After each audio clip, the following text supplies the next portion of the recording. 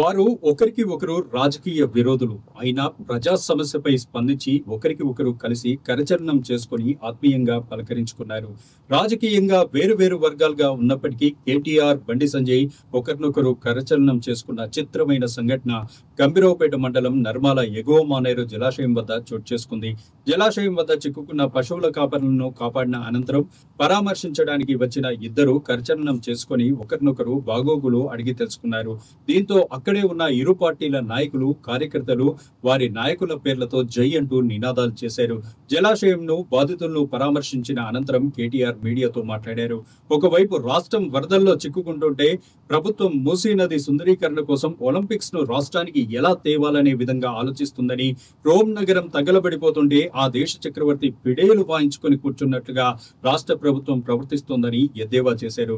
రాష్ట్రం వరదల్లో చిక్కుకుంటుంటే ఎటువంటి ముందస్తు సహాయక చర్యలు చేపట్టాలో కనీస అవగాహన లేని ఈ ప్రభుత్వానికి లేదని అన్నారు. రాష్ట్ర వ్యాప్తంగా పంట నష్టపోయిన రైతులకు ఎకరానికి 25,000 రూపాయల నష్టపరిహారంతో పాటు ప్రమాదవశాత్తు మరణించిన కుటుంబాలకు 25 లక్షల రూపాయలను వెంటనే ప్రకటించాలని కేటీఆర్ డిమాండ్ చేశారు. బాధితులను కాపాడిన అధికారులందరికీ అభినందనలు అంటూ కేటీఆర్ ఈ సందర్భంగా వ్యాఖ్యానించారు.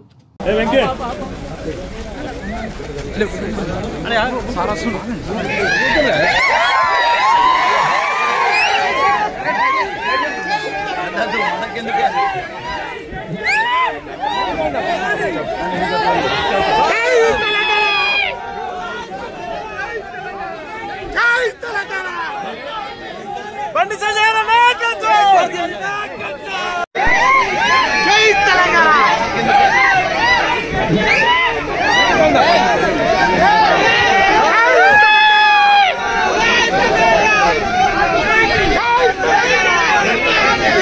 బండి సంజయ్ నాయకత్వం, కేటీఆర్ గారి నాయకత్వం, కేటీఆర్ గారి నాయకత్వం.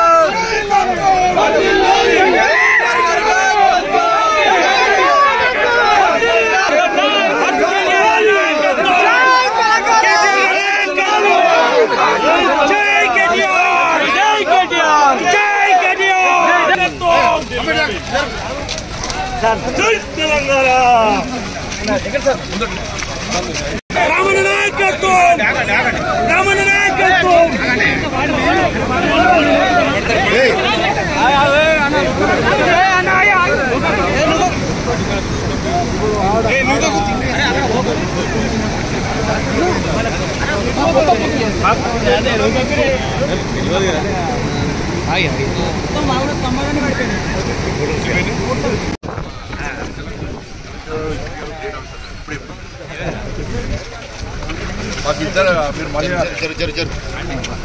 ఈ రాజన్న సిరిసిల్ల జిల్లాకు మా కలెక్టర్ గారు, మా ఎస్పీ గారు ఇద్దరు నిజంగా గ్రేట్ ఆఫీసర్.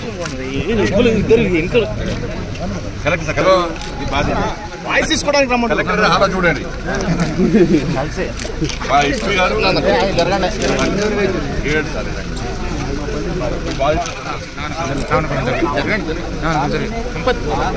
మీరు వాళ్ళు ఇద్దరు ఇంకా ఇద్దరు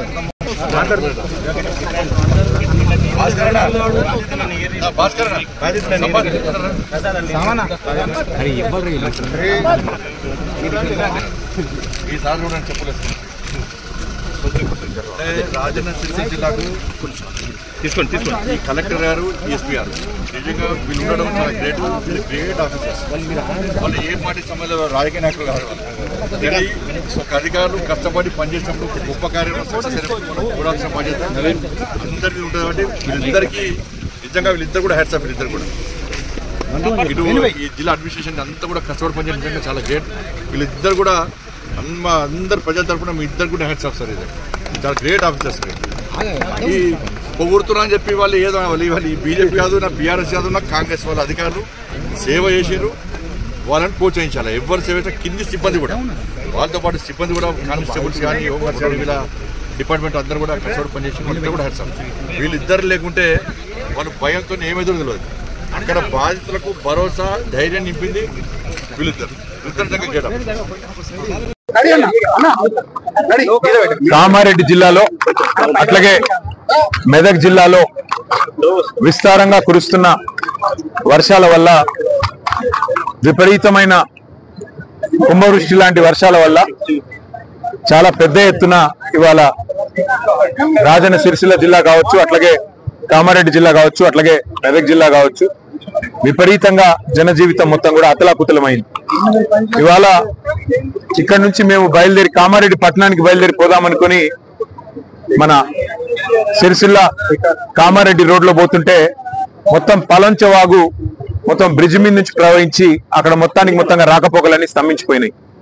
ఇట్లా శ్రీగాధ నుంచి బీబీపేట మీదుగా కామారెడ్డి పట్టణానికి చేరుకుందాం. ఆ పట్టణంలో కూడా మరి చాలా కాలనీలు జలమయమైనాయి. చాలా ఇండ్లలోకి మొదటి అంతస్తు పైకి కూడా నీళ్ళు వచ్చినాయని చెప్పి శ్రీగాధ మీద నుంచి పోదామని అనుకుంటే ఇక్కడ కూడా దోమకొండ చెరువు తెగిపోయి ఈ రాకపోకలు ఇటువైపు నుంచి కూడా మొత్తం స్తంభించిపోయిన పరిస్థితి. అంటే దాదాపుగా ఇవాళ కామారెడ్డి పట్టణానికి ఆకాశ మార్గం ద్వారా తప్ప రోడ్డు మార్గం ద్వారా పోయే పరిస్థితి రోజు ఈ నిమిషానికి లేదు. అంత ఉధృతంగా ఒకవైపు పలంచవాగు, మరొకవైపు కుడలివాగు, ఇంకోవైపు మానేరు, మొత్తంగా చాలా పెద్ద ఎత్తున ఈ వరదల విపత్తు ఇవాళ రాష్ట్రానికి వచ్చింది. ఇంకా రాబోయే 4 రోజుల పాటు వర్షాలు విస్తారంగా కురుస్తాయని చెప్పి కూడా వాతావరణ శాఖ చెప్తా ఉంది. రాష్ట్ర ప్రభుత్వానికి మరి ఇంత జరుగుతుంటే, ప్రజలు ఇంత అవస్థల్లో ఉంటే, రాష్ట్ర ప్రభుత్వం ముఖ్యంగా గౌరవ ముఖ్యమంత్రి గారు మాత్రం నిన్ననేమో మూసీ నది సుందరీకరణ మీద వారు రివ్యూ చేసినట్టుగా చూసినాం. ఇవాళనేమో రాష్ట్రానికి ఒలింపిక్స్ ఎట్లా తేవాలని చెప్పి రివ్యూ చేస్తున్నట్టుగా ఇప్పుడే నేను టీవీలో చూసిన. పరిస్థితి ఎట్లా ఉంది అంటే, రోమ్ నగరం తగలబడుతుంటే ఆ చక్రవర్తి ఎవరో ఒక ఆయన నీరో చక్రవర్తి అని ఫిడేలు వాయించుకుంటూ కూర్చున్నాడట. అట్లా రాష్ట్రం వరదల్లో ఉంటే మూసీ సుందరీకరణ ముఖ్యమా, లేకపోతే రాష్ట్రానికి ఒలింపిక్స్ అనే డిస్కషన్ ముఖ్యమా, లేకపోతే ప్రస్తుతం పంట నష్టం ఎంత జరిగింది, ఆస్తి నష్టం ఎంత జరిగింది, ప్రాణ నష్టం ఎంత జరిగింది, ఎంతమంది విపత్తుల్లో ఉన్నారు, ఇది చూసుడు ముఖ్యమా? గతంలో టిఆర్ఎస్ ప్రభుత్వం ఉన్నప్పుడు, కేసీఆర్ గారు ముఖ్యమంత్రిగా ఉన్నప్పుడు సామాన్యులను కూడా మేము ఆనాడు ఇరుక్కొని పోతే మంచిర్యాల జిల్లాలో గాని, భూపాలపల్లి జిల్లాలో గాని వెంటనే హెలికాప్టర్లు పంపి మరి సామాన్యుల ప్రాణాలు కాపాడడం జరిగింది. ఇవాళ మన హెలికాప్టర్లు, మన రాష్ట్రానికి సంబంధించిన హెలికాప్టర్లు బీహార్ లో తిరుగుతున్నాయి, కాంగ్రెస్ పార్టీ ఎన్నికల ప్రచారంలో తిరుగుతున్నాయి, ఇంకెక్కడెక్కడో తిరుగుతున్నాయి తప్ప సామాన్యులకు మాత్రం అందుబాటులో లేదు. ఖమ్మంలో వరదలు వస్తే అక్కడ కొంతమంది లేడీస్ అర్థనాదాలు చేసినా పట్టించుకున్నవాడు లేడు. ఇదివరకు ఖమ్మంలో కూడా హెలికాప్టర్ పంపలేదు, 3 మంత్రులు ఉన్నా. ఈ రోజు ఇక్కడ కూడా చివరికి ఇప్పుడు ఎన్డీఆర్ఎఫ్ హెలికాప్టర్ వచ్చి, నేవీ హెలికాప్టర్ వచ్చి నర్మాలలో చిక్కుకున్న మా వాళ్ళు 5గురిని ఇక్కడ బచాయించిన పరిస్థితి. దురదృష్టం, అందులో ఒక సోదరుడు నాగయ్య అని కొట్టుకొని పోయినాడు. అట్లాగే ఇంకా కొంత ఆస్తి నష్టం కూడా జరిగింది. కొన్ని గ్రామాల్లో ఏవైతే శిథిలావస్థలో ఇండ్లు ఉంటాయో వాటికి నష్టం జరిగి కూలిపోవడం కూడా జరిగింది. కొంత ఆస్తి నష్టం కూడా జరిగింది. కొంత ప్రాణ నష్టం, కొంత పంట నష్టం, కొంత ఆస్తి నష్టం, ఇవన్నీ జరిగినాయి. కాబట్టి రాష్ట్ర ప్రభుత్వం వెంటనే మేల్కొని, మరి ఇదివరకు మేల్కొని ఉండి కొద్దిగా అప్రమత్తంగా ఉంటే ఇంత అవస్థ కాకపోతుండే. కానీ ఎవరు పట్టించుకోలేదు, ముందస్తు ప్రణాళిక లేదు.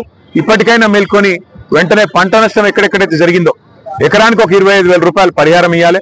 ప్రాణ నష్టం ఎక్కడైతే జరిగిందో ఇవాళ మరి నాగయ్య గారు ఇంకా కొట్టుకొని పోయినారు, 12 గంటలు దాటిపోయింది, ఇంతవరకు ఆచూకీ లేదు. దొరికితే ఒకవేళ ప్రాణాలతో దొరికితే సంతోషం. కానీ ఇంకెక్కడైనా ప్రాణ నష్టం జరిగితే కూడా మెదక్లో కూడా ప్రాణ నష్టం జరిగిందని వింటున్నాం. ఒక్కొక్క కుటుంబానికి 25 లక్షల రూపాయల చొప్పున నష్టపరిహారం ఇవ్వాలి. ఒక్కొక్క ఎకరానికి 25,000 రూపాయల చొప్పున నష్టపరిహారం ఇవ్వాలి. కూలిపోయిన ఇళ్లకు కూడా వెంటనే వాటి స్థానంలో ఇందిరమ్మ ఇండ్లు మంజూరు చేయాలని చెప్పి కూడా డిమాండ్ చేస్తూ మా పార్టీ తరఫున కూడా మా కార్యకర్తలు, నాయకులు ఎక్కడికక్కడ ముఖ్యంగా కామారెడ్డి పట్టణంలో గంప గోవర్ధన్ గారు తిరుగుతా ఉన్నారు, ఎల్లారెడ్డిలో నల్లమడుగు సురేందర్ గారు తిరుగుతా ఉన్నారు. ఎక్కడన్నా ప్రజలు ఇబ్బందుల్లో ఉంటే కార్యకర్తలు, నాయకులు వారికి సరిపడా మంచినీళ్లు, ఆహారం ఇవన్నీ కూడా అందించి అవసరమైతే కొన్ని వైద్య శిబిరాలు కూడా పార్టీ నుంచి ఏర్పాటు చేస్తాము. మేము మా ప్రయత్నంగా, మేము ప్రతిపక్షంలో ఉన్నా కూడా ప్రజల్ని ఆదుకునే ప్రయత్నం సంపూర్ణంగా చేస్తాం. మరి ఇక్కడ రాష్ట్ర ప్రభుత్వం వెంటనే మేల్కొని సహాయక చర్యలు, వెంటనే ప్రజల ఆస్తి నష్టం, ప్రాణ నష్టం లేకుండా ప్రయత్నం చేయాలని చెప్పి వారిని కోరుతా ఉన్నాము. అట్లాగే నర్మాలలో కూడా మా పార్టీ నాయకులు ఇక్కడే ఉండి సహాయక చర్యలు పర్యవేక్షించి ఆ కుటుంబాల్లో ధైర్యం నింపినందుకు వారితో నేను కూడా నిన్న మాట్లాడినాను, వాళ్ళు చిక్కొని పోయిన వాళ్ళందరితో కూడా. కానీ మరి ఈరోజు ఉదయం హెలికాప్టర్ వచ్చి వారు స్పందించి కాపాడినారు, చాలా సంతోషం. నేను అధికారులను అభినందిస్తా ఉన్నాను. చాలా మంది పోలీస్ అధికారులు, చాలా మంది రెవెన్యూ అధికారులు కూడా ఎక్కడికక్కడ అప్రమత్తంగా ఉండి గత 24 గంటలుగా స్పందించి పనిచేస్తున్నారు. ప్రభుత్వం పని చేసినా చేయకపోయినా, ప్రభుత్వ పెద్దలు పనిచేసినా పని చేయకపోయినా అధికారులు అప్రమత్తంగా ఉన్నందుకు, పనిలో నిమగ్నమైనందుకు అధికారులకు, మీడియా కూడా మొత్తం రాష్ట్ర వ్యాప్తంగా మరి అన్ని వార్తలు కూడా ప్రజల దృష్టికి తీసుకొస్తున్నారు. ఎక్కడెక్కడ ఇబ్బందులు ఉన్నాయో చెప్తున్నారు. మీడియాకు అధికారులకు మా తరపున మా పార్టీ తరపున హృదయపూర్వకంగా అభినందనలు. కేంద్రం సహాయం కోరడంలో కనీసం అసలు ఇక్కడ ఏం జరుగుతున్నది, ఉపద్రవం ఎట్లాంటిది రాబోతున్నదనే ఒక ప్రజలకు హెచ్చరిక చేయాలన్న ఇంగిత జ్ఞానం గాని, లోతట్టు ప్రాంతాల్లో ఉండే ప్రజలను తరలించాలన్నది ఆలోచన గాని, మాన్సూన్ ప్రిపేర్డ్నెస్ అనేది ఉంటది. మాన్సూన్ ప్రిపేర్డ్నెస్ అంటే వర్షాకాలం రాకముందే శిథిలావస్థలో ఉన్న ఇళ్ళు ఎన్ని లెక్కబెట్టి వాళ్ళని ఖాళీ చేయించడం, ముఖ్యంగా లోతట్టు ప్రాంతాలు వర్షం ఉండే పరిస్థితి ఉన్నప్పుడు ఎక్కడెక్కడ ఉన్నాయి, వరద ఎక్కడొచ్చే అవకాశం ఉంది, వాళ్ళని తరలించాలి, వాళ్ళకి ఇబ్బంది కాకుండా చూసుకోవాలి. అవసరమైతే కొన్ని చోట్ల రహదారులు మూసేస్తాం. ఎందుకంటే ఇప్పుడు నిన్న మా వాళ్ళు ఇక్కడ 5 చిక్కుపోయినారు. ఎందుకు చిక్కుకొని పోయినారు? కేవలం వాళ్ళకి ఎవరు చెప్పకపోవడం వల్ల వరద వస్తుందని, మానేరులకు నీళ్ళు వస్తున్నాయని, 1,00,000 క్యూసెక్ల నీళ్ళు వస్తున్నాయి ఇవాళ అప్పర్ మానేరులకు. మరి 1,00,000 క్యూసెక్ల నీళ్ళు అంటే వచ్చినప్పుడు సహజంగానే ఇక్కడ రాకపోకలన్నీ ఆగిపోతాయి అని అందరికి తెలుసు. అట్లాంటిది ముందే జిల్లా కలెక్టర్ గారు కానీ జిల్లా యంత్రాంగం కానీ మేల్కొని రాకపోకలు ఎక్కడెక్కడైతే బ్యారికేడ్లు పెట్టి ఆపేయాలి, ఆపేసి ఎక్కడ కూడా నష్టం జరగకుండా చూడాలి. వాళ్ళ అదృష్టం వాళ్ళ 5 బతికింది. వాళ్ళకి నిజంగానే ఇంకా వరద పెరిగి కొట్టుకుపోయే పరిస్థితి వస్తే దానికి బాధ్యత ఎవరు? ఇట్లాంటివన్నీ కూడా ప్రభుత్వం ముందు మేల్కొని ముందస్తు ప్రణాళికలు రూపొందించుకుంటే జరుగుతుంది. ఇప్పటికైనా మేల్కొని ఎక్కడెక్కడైతే నష్టం జరిగిందో వెంటనే రిపోర్ట్లు